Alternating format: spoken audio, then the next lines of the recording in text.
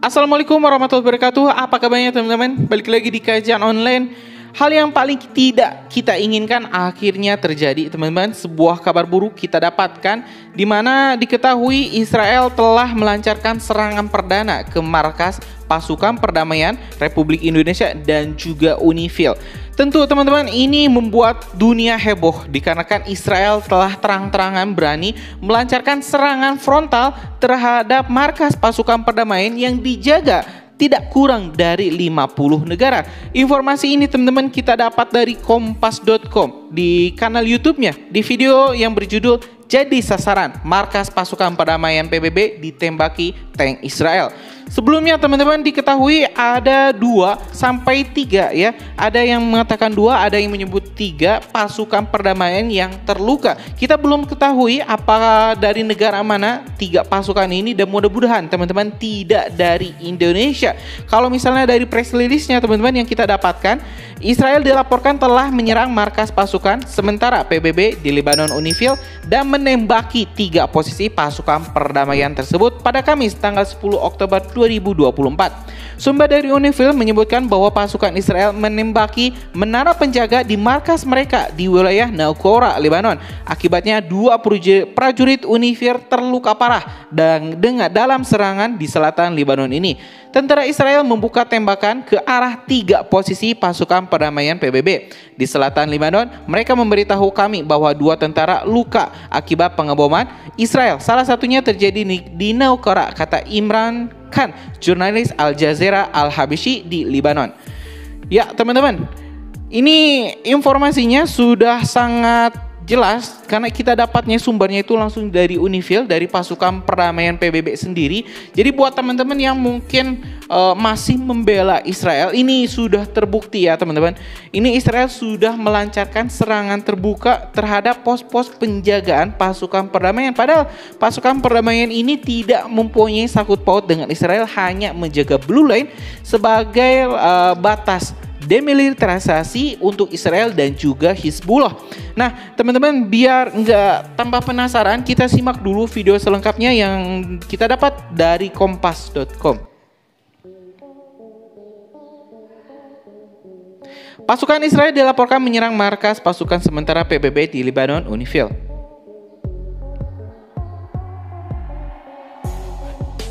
IDF dilaporkan menembaki 3 posisi pasukan perdamaian tersebut pada Kamis tanggal 10 Oktober 2024.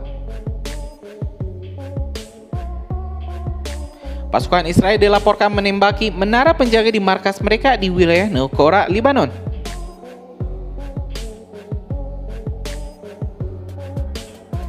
Berdasarkan laporan, tembakan itu berasal dari tank Merkava milik Israel.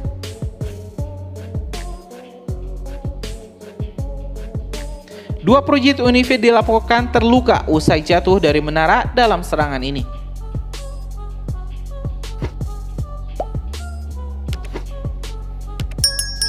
Meski demikian, UNIFIL mengatakan 2 pasukannya yang terkena serangan tak mengalami luka serius.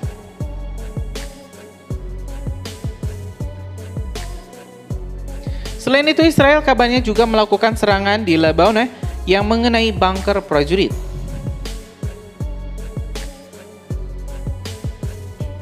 Pasukan Israel kabarnya juga melakukan serangan yang merusak kamera monitor perimeter.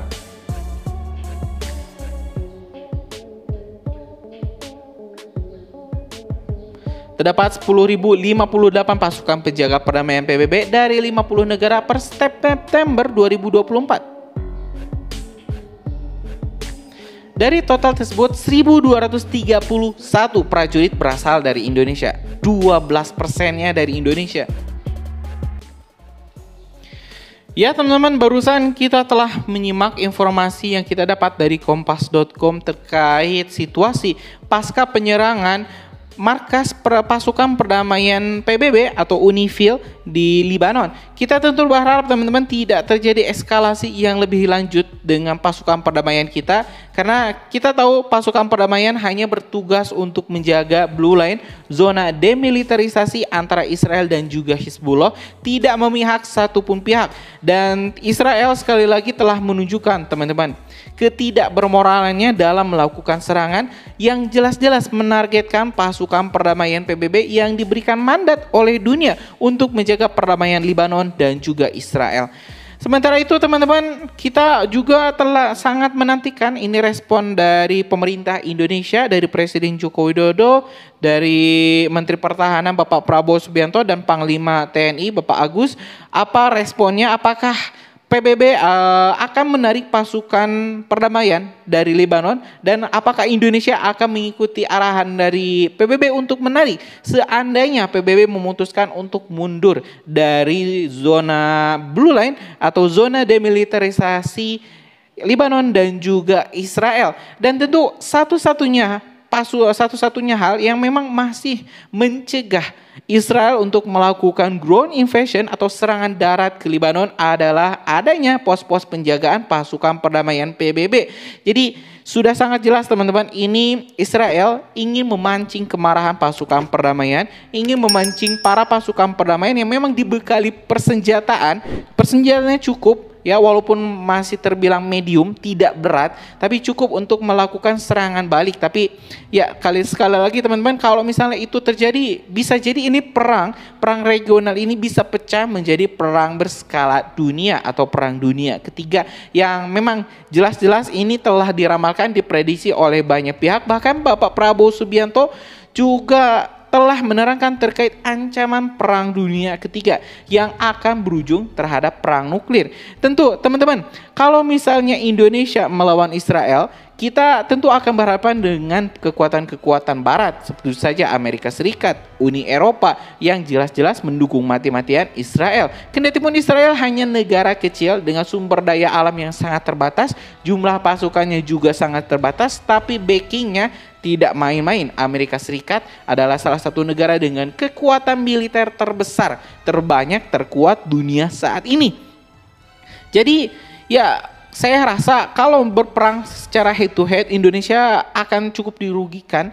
Terlebih kita juga mempunyai permasalahan dalam negeri di Indonesia, tapi saya yakin kalau misalnya Pak Prabowo sudah jadi presiden dan memutuskan untuk masuk lebih dalam ke dalam konflik ini, para pasukan Republik Indonesia tidak akan gentar untuk berhadapan atau meladeni para pasukan IDF atau Israel Defense Force.